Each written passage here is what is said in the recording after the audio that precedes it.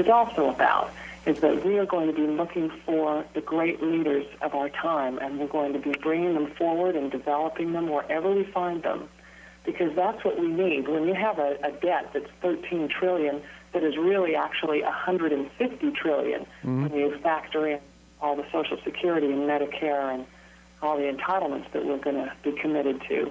We need somebody that knows what they're doing and that has run something that size. No one has, but someone that at least knows what $1 billion looks like on paper. I don't care what how fun they are. You know, maybe I sound too conservative today. I don't know. No, I understand that character, somebody you could trust, but when you look at the American people, and I would say rightly so, their opinion right now is when you come to politicians, that goes out the window. None of them have any character or any trust, and when we've placed our trust in them and we believe they had character, they've let us down time and again. And once again, that's across all parties. Let's not forget Richard Nixon, you know.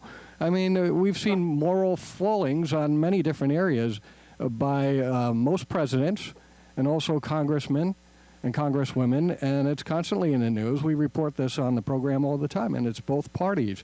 We have to come down to what's the answer. We know the problem. What's the answer?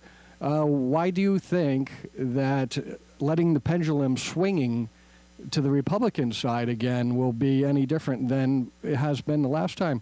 Let's face it, this all kind of started under George W. He grew the debt greater than anybody else prior to Mr. Super Debt, Obama.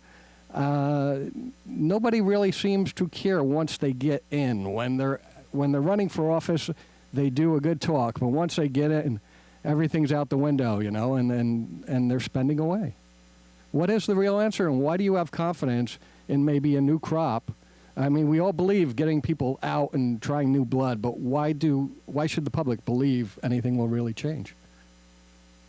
Well, I totally understand what you're saying, and I know that we have to hold both sides of the aisle accountable, and that's going to be the job of the kitchen cabinet after the election. And we're creating a leadership body of some of the superstars in conservative women's politics and leadership and organizations across the country to do just that, because I agree with you. We need to hold everyone accountable. The only thing that will be different, and Carly Fiorina put it well to me when I was visiting with her one day, and she just said, you know, it's going to be a very angry electorate if I'm elected and I go to Washington. And there are going to be a lot of first-timers in there, and it's going to be a very challenging assignment. But I think the expectations of the people are different now, and I don't think you can get elected anymore to go to Washington and wear out a chair. And so I think what changes in Washington is what changes in America. We have got to let our representatives know we're not going to accept this anymore. You cannot sell us down the river. You cannot squander the futures of our families. You do not have permission to take our sacred earnings and waste them. So my message to them is not 1 red cent more. You figure out how to handle what you have and start cutting spending before you ask the taxpayers for anything else. And so the fury on the ground is what is going to be different this time. And it doesn't matter whether you've been in a long time or you're a CEO or you're Christine O'Donnell from Delaware and you're brand new to this. You're all going to have to meet the same expectations. Or what? We vote them out next time? I mean, that's the only that's the only threat you really have, isn't it, Sonja? Well, if you screw up and you don't do what we say, we're going to vote you out next time. That doesn't seem to really affect them much. First of all, you know, people seem to get stuck in a rut and they keep on voting for the same folks. They get committed, you know. They're all scoundrels except for my guy. So is it? I mean, that's the thought in America. You know, that's why Ted Kennedy could be voted in time after time again. You know, they may complain about other politicians, but my guy from my district is good. You know,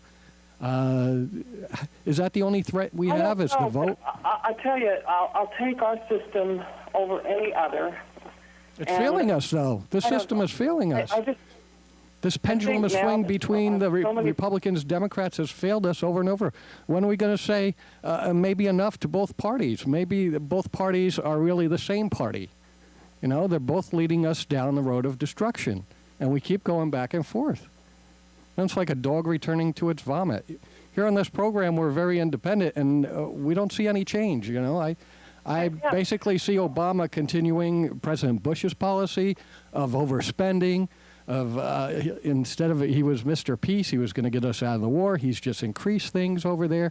Bailouts, you know, George W. Bush, before he left, bailed out the banking system. Those horrible bankers were told. $700 billion his Secretary of Treasury gave, and we can't give any accounting for it. Obama's just following in the same footsteps of the Republican before him.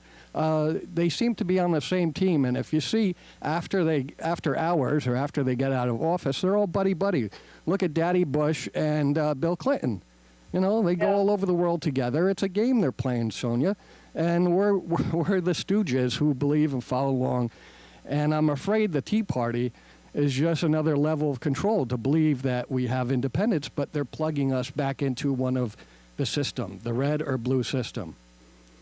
What do you think? Well, I have to say, I mean, honestly, I think the Tea Party, and I've been out there holding signs with them myself, because I think they're the finest citizens in America, and I think that we still support peaceful protests in America. And many of them are veterans or have sons and daughters that are veterans, or they're taking care of their parents, and they realize all of the challenges of Medicare. And so I really thank the Tea Party for resetting the agenda and focusing attention on some of the great weaknesses in accountability. And I think the independent streak is helping us and is sharpening the two parties. And we have got, I mean, the bottom line is always going to be the same thing that started this country and that would resurrect our success today, and that is leadership.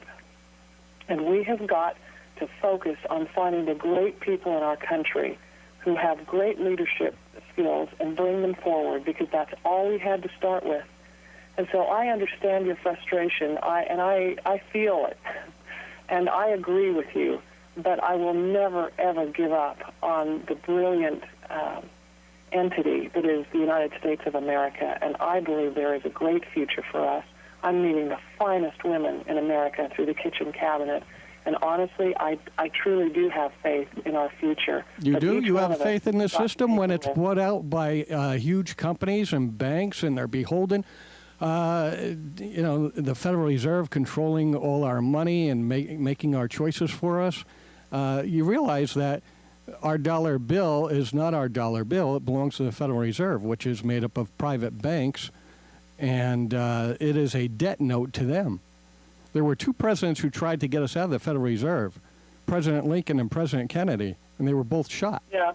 The system doesn't work if it's been co-opted by big business and international banking. We don't have our idea of freedom is a facade. And believing that we could just continue with these two parties that are controlled by the elitists, aren't we fooling ourselves, Sonja? We keep on this. I understand the independent streak and the Tea Party folks, but they're being channeled back into the system, being led to believe that we're independent, we're going to change things, when it's just re-electing the same party over and over, back and forth.